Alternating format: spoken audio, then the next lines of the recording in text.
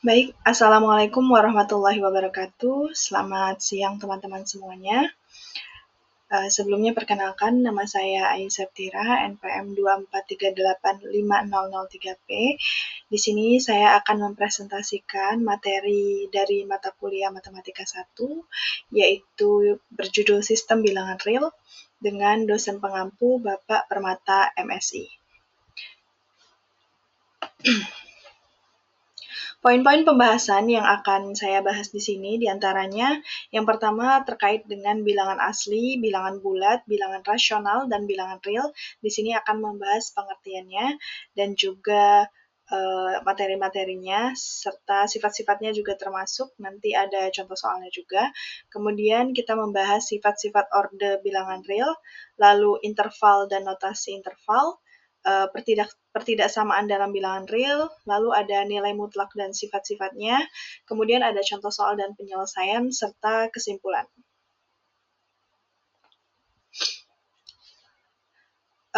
Langsung masuk ke poin pembahasan pertama terkait bilangan asli, bilangan bulat, bilangan rasional, dan bilangan real.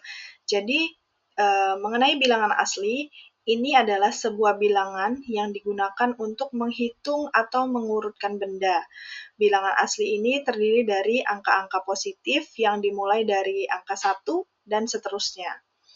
Contohnya 1, 2, 3, 4, 5, 6, dan sampai 100, sampai 1000, sampai 1 juta, pokoknya yang bernilai positif. Untuk notasinya itu disimbolkan dengan N, dan ada tanda kurung kurawal, 1, 2, 3, dan seterusnya, angka yang bernilai positif itu disebut bilangan asli. Perlu dicatat bahwa ada juga varian bilangan asli yang dimulai dari 0, yaitu notasi 0 atau N0. Misalkan dia dimulai dari 0 berarti 0,1, 2, 3, dan seterusnya. Tergantung pada konvensi yang digunakan dalam konteks tertentu. Kemudian ada juga yang namanya bilangan bulat. Jadi bilangan bulat biasanya disimbolkan dalam matematika itu Z. Ini mencakup semua bilangan positif, bilangan negatif, dan juga 0. Dengan kata lain, bilangan bulat ini adalah gabungan dari bilangan asli dan lawannya atau negatifnya. Contohnya minus 3, minus 4, minus 2, ya kan? Semua yang minus, kemudian 0 dan positif. Jadi semua bilangan bulat. Bukan yang koma-koma ya, yang dia bulat gitu. Kalau koma-koma itu desimal disebutnya. Kemudian notasi ini disimbolkan dengan huruf Z biasanya ya. Ada kurung kurawalnya juga, dan di situ terdapat bilangan-bilangan di dalamnya. Bilangan bulat ini tidak termasuk bilangan pecahan ataupun desimal ya. Jadi kalau pecahan itu dia kan pakai per ya, misalkan 2/3, nah itu pecahan. Kalau desimal itu pakai koma, misalkan 0,5 atau 2,3 itu desimal. Jadi kalau bulat itu tidak ada koma ataupun per. Lanjut ke pembahasan kedua. Ini ketiga ya, bilangan rasional atau disimbolkan dengan Ki. Bilangan rasional ini adalah bilangan yang dapat dinyatakan dalam bentuk pecahan. Misalkan dia dirumuskan variabel umumnya A per B, di mana A dan B itu adalah bilangan bulat, dan B itu tidak boleh sama dengan 0. Artinya, bilangan rasional ini dapat berupa bilangan yang dapat ditulis sebagai pembagian dari dua bilangan bulat. Contohnya 1/2, min 3/4, 7/1, atau misalkan 7/-4, 0. Nah, jadi semua bilangan ya, mau itu negatif, 0, ataupun positif, tapi dia menggunakan per. Itulah disebut dengan bilangan rasional atau pecahan tadi ya dikatakan. Karena 0 ini bisa ditulis sebagai 0/1 atau 1/0, jadi 3 dan 3 di sini juga bisa ditulis dengan 3/1 atau 1/3 juga bisa. Notasi ini disimbolkan dengan Ki sama dengan A per B. Ada kurung kurawal A per B, mutlak A, B, anggota Z. Jadi Z tadi kan sebelumnya apa? Bilangan bulat ya. Kalau bilangan asli tadi N. Nah, jadi dengan B itu tidak boleh sama dengan 0, atau penyebutnya yang di bagian bawah tidak boleh sama dengan 0. Bilangan rasional ini mencakup bilangan bulat karena setiap bilangan bulat ini dapat ditulis sebagai pecahan dengan penyebut 1. Misalnya 5 sama aja dengan 5/1. 5 bagi 1, atau misalkan 10 per 1 itu sama. Jadi 1 itu tidak berpengaruh sebenarnya kalau dia letaknya di penyebut. Kemudian ada juga bilangan real. Jadi bilangan real ini mencakup semua bilangan yang dapat diwakili pada garis bilangan. Jadi bilangan real ini mencakup bilangan rasional, juga irasional, yaitu bilangan yang tidak bisa ditulis dalam bentuk pecahan A per B, seperti akar 2, atau misalkan pi. Pi itu kan nilainya bisa 3,14 kalau dalam lingkaran, atau kalau misalkan dalam trigono atau sudut itu 360 derajat ya. Jadi bilangan real ini dapat dibagi menjadi dua kategori utama. Ada bilangan rasional, yaitu bilangan yang dapat ditulis dalam bentuk pecahan, dan juga irasional, yang tidak dapat ditulis dalam bentuk pecahan, seperti akar 2 atau pi tadi ya. Nah, kalau rasional, contohnya ya 1/2, 3/4, 5/6, 7/9, 0. Kalau misalkan dia desimal, 4,75 tuh contohnya. Atau misalkan -3, itu juga termasuk rasional ya. Kalau irasional, tadi akar 2, akar 3, akar berapa lagi? Akar 1/3, misalkan pi, E, atau anggota lainnya ya. Notasi R ini, atau bilangan real, ini semua bilangan rasional dan irasional itu termasuk di dalamnya. Lalu bilangan real ini mencakup bilangan dengan berbagai tipe bilangan lainnya, seperti bilangan desimal yang berulang, misalkan 0,33336. Nah, karena itu tiganya lebih dari 1. Nah, itu juga termasuk ke dalam bilangan real. Lalu ada bilangan desimal yang tak terulang dan bilangan transendental seperti pi tadi ya, itu disebut bilangan transendental. Kemudian untuk sifat-sifat orde bilangan real, ada transitivitas namanya ya. Jadi jika A lebih kecil dari B dan B itu lebih kecil dari C, maka A sudah dipastikan lebih kecil dari C. Artinya, jika suatu bilangan lebih kecil dari bilangan kedua, dan bilangan kedua itu juga lebih kecil dari bilangan ketiga, maka bilangan pertama pasti lebih kecil dari bilangan ketiga. Contohnya, jika 3 lebih kecil dari 5, 5 lebih kecil dari 7, otomatis 3 pasti lebih kecil dari 7. Itu yang disebut dengan transitivitas. Yang kedua, ada refleksif. Jadi setiap bilangan real ini dibandingkan dengan dirinya sendiri, yaitu A lebih kecil atau sama dengan A. Ini artinya setiap bilangan real ini tidak lebih besar atau lebih kecil dari dirinya sendiri, melainkan sama. Jadi misalkan 5 lebih kecil sama dengan 5, atau 6 lebih kecil sama dengan 6. Tapi beda arti kalau dia tidak ada tanda sama dengannya, misalkan 5 lebih kecil dari 5 aja. Nah, itu berarti salah ya, penggunaan tanda lebih kecilnya tadi. Harusnya dia menggunakan sama dengannya. Itu yang disebut dengan sifat refleksif. Kemudian ada juga sifat antisimetri. Jadi, antisimetri ini kalau misalkan A lebih kecil dari B, B-nya lebih kecil dari A, maka A-nya sama dengan B. Kok bisa gitu? Karena ini menunjukkan bahwa jika dua bilangan real ini dibandingkan dan salah satunya lebih kecil daripada yang lain, maka tidak mungkin keduanya saling lebih kecil dari satu sama lain. Jadi ini memang sifatnya dari antisimetri. Contohnya, jika 3 lebih kecil dari 5, maka tidak mungkin 5 itu lebih kecil dari 3. Oke? Otomatis tandanya harus berubah menjadi lebih besar. Tapi karena ini antisimetri, maka dia harus merubahnya ya menjadi 5 lebih besar dari 3. Tidak boleh dibalik, tidak bisa dibalik. Kalau mau dibalik, tandanya harus berubah. Kemudian yang keempat, sifat orde bilangan real ini tertutup atau order completion. Untuk setiap dua bilangan real, misalkan ada A dan B, salah satu dari 3 pernyataan berikut pasti termasuk berlaku hukum ini, di mana A lebih kecil dari B, A sama dengan B, atau A lebih besar dari B. Ini berarti tidak ada celah di antara bilangan real, dan setiap pasangan bilangan real itu dapat dibandingkan satu sama lain. Jadi misalkan bilangan 2 dan 3, kita punya bilangan 2 dan juga 3. Kita dapat mengatakan bahwa 2 itu lebih kecil dari 3, atau kita juga bisa menggunakan 3 itu lebih besar dari 2, tapi kita tidak bisa menggunakan sama dengan. Jadi, ketiga tanda lebih kecil, lebih besar, dan sama dengan itu bisa digunakan dua tanda ataupun satu ya, tapi tidak bisa digunakan tiga-tiganya, maksimal 2. Next, kita ke sifat yang kelima, yaitu keberadaan elemen terkecil dan terbesar pada interval yang terbuka.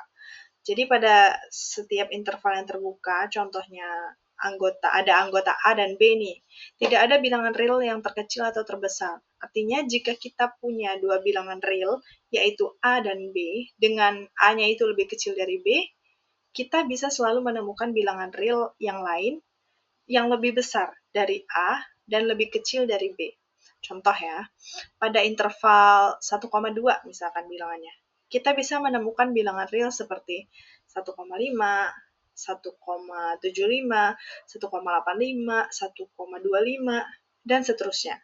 Yang lebih besar dari 1, tapi lebih kecil dari 2. Nah, itulah disebut keberadaan elemen terkecil dan terbesar pada interval yang terbuka tadi, di antara 1 dan 2.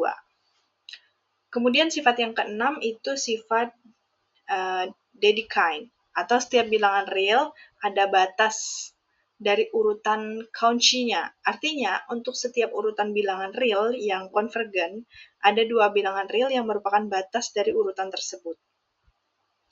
Kalau kita lihat di sini, Dedekind ini sangat memperhatikan urutan bilangannya. Kemudian yang ketujuh itu keberadaan nilai tengah atau intermediate value theorem. Jika fungsi kontinu f mendekati dua nilai pada interval a, b, yaitu fungsi a dan fungsi b, maka untuk setiap nilai y-nya antara fa dan fb, terdapat setidaknya satu nilai c dalam interval tersebut, sehingga fungsi c-nya itu sama dengan y. Jadi sifat ini sangat penting ya dalam analisis matematika dan kalkulus. Kita bisa ambil contoh misalkan fx adalah fungsi kontinu pada interval 1,3 anggotanya. Dan F1-nya itu sama dengan 2, F3-nya itu 4. Maka menurut teorema nilai tengah, ada nilai C antara 1 dan 3 yang memenuhi FC, yaitu 3. Jadi, yang memenuhi FC itu 3, karena F1-nya tadi kan 2, F3-nya itu 4. Jadi di antara 2 dan 4 itu ada FC yang bernilai 3. Next, kita ke interval dan notasi interval. Jadi interval itu apa? Interval adalah himpunan bilangan real yang terletak di antara dua bilangan tertentu. Ada beberapa jenis interval, di antaranya interval terbuka, tertutup, dan setengah terbuka maupun setengah tertutup. Atau setengah tertutup maksudnya. Jadi kalau terbuka itu dia misalkan ada bilangan A, B, berarti X-nya itu bisa lebih besar dari A, bisa lebih kecil dari B. Kalau terbuka. Kalau tertutup, dia dari kurungnya aja udah beda ya. Jadi kurungnya yang dia tegak lurus.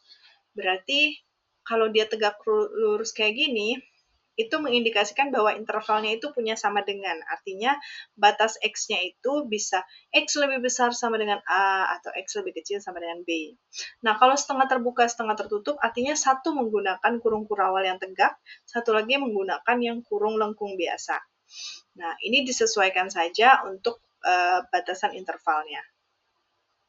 Mengikuti poin 1 dan 2-nya.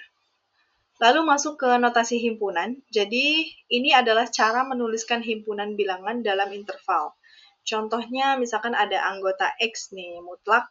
X lebih kecil 1, X lebih besar 1, X lebih kecil sama dengan 5. Nah, kalau udah terlihat seperti ini, kita lihat yang satunya tadi punya tanda lebih kecil aja, sedangkan yang keduanya ada tanda sama dengannya.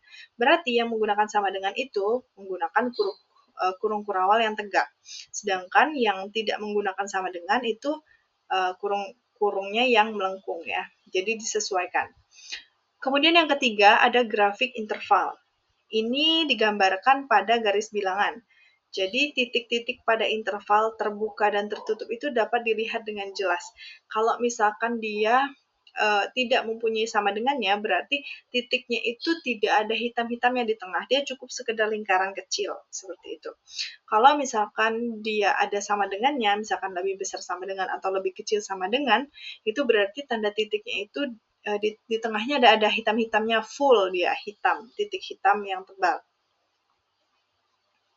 Next, kita bahas tentang pertidaksamaan dalam bilangan real.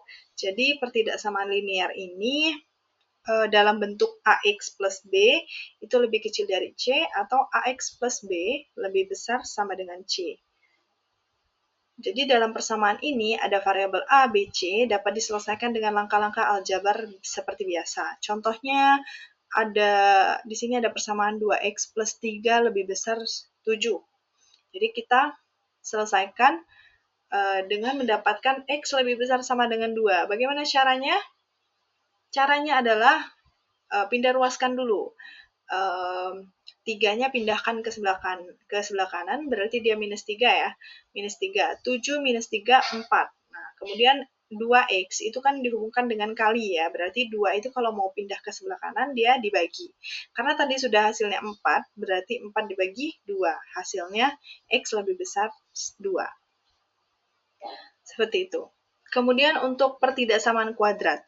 Dalam hal ini, bentuk AX kuadrat plus BX plus C lebih kecil sama dengan 0 dapat diselesaikan dengan menggunakan rumus kuadrat atau analisis tanda. Contohnya, misalkan di sini, itu bukan X2 ya, maksudnya X kuadrat.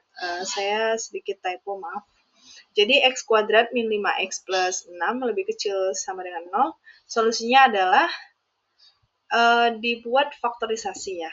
Jadi difaktorkan karena pangkat 2. Jadi kita bisa buat kurung 2 gitu ya, kemudian tulis XX. Nah, nanti yang untuk mengisi 2 kekosongannya itu berapa kali berapa yang hasilnya itu 6, kemudian berapa tambah berapa yang hasilnya itu min 5. Nah, kita ambil berarti yang dikalikan hasilnya 6 dijumlahkan hasilnya 5 itu adalah 2 dan 3. Karena itu minta minus 5, berarti min 2, min 3. Hasilnya minus 5. Min 2 kali min 3 juga hasilnya plus 6. Artinya 2 dan 3. Maka di sini didapatkan X lebih besar sama dengan 2, X lebih kecil sama dengan 2. Untuk tanda lebih kecil, lebih besar sama dengannya itu mengikuti persamaan yang sudah dibuat di soal. Di sini ada juga contoh lain ya dari soalnya, kemudian penyelesaiannya. Contohnya itu ada X kuadrat min 4X plus 3 lebih besar 0. Jadi jika difaktorkan menghasilkan X min 1, X min 3 karena berapa kali berapa yang dikalikan hasilnya 3 dijumlahkan hasilnya min 4. Maka didapatlah min 1 dan min 3. Dan tentu akan didapatkan tanda intervalnya dan akan dibuat grafiknya, kemudian titik dan tanda kurungnya sesuai dengan pemahaman sebelumnya. Untuk nilai mutlak dan sifat-sifatnya, di sini kita membahas definisinya dulu ya. Jadi nilai mutlak dari suatu bilangan real X yang dilambangkan dengan mutlak X itu adalah jarak antara X dan 0 pada garis bilangan. Nilai mutlak ini memiliki dua sifat utama, di mana mutlak X itu lebih besar sama dengan 0. Kemudian sifat yang kedua itu mutlak X itu sama dengan X. Jadi mutlak itu kan berarti harus positif ya. Jadi kalaupun dia negatif itu dipositifkan. Kalau sudah positif ya sudah, tidak usah diapa-apakan lagi. Dan ini berlaku jika X-nya lebih besar sama dengan 0. Dan mutlak X itu sama dengan min X kalau misalkan X-nya itu lebih kecil dari 0. Next, kita ke sifat nilai mutlak yang kedua. Kalau misalkan ada mutlak A plus minus atau kurang lebih B mutlak, lebih kecil dari A, mutlak A plus mutlak B, ini disebut ketidaksetaraan segitiga. Karena di sini terlihat ya bahwa itu kan lebih kecil sama dengan, perubahannya di lebih kecil, tapi yang diambilnya itu plus, berarti kan ada yang hilang di situ, tanda minusnya, dengan alasan menggunakan lebih kecil sama dengan. Maka ini tidak bisa setara segitiganya.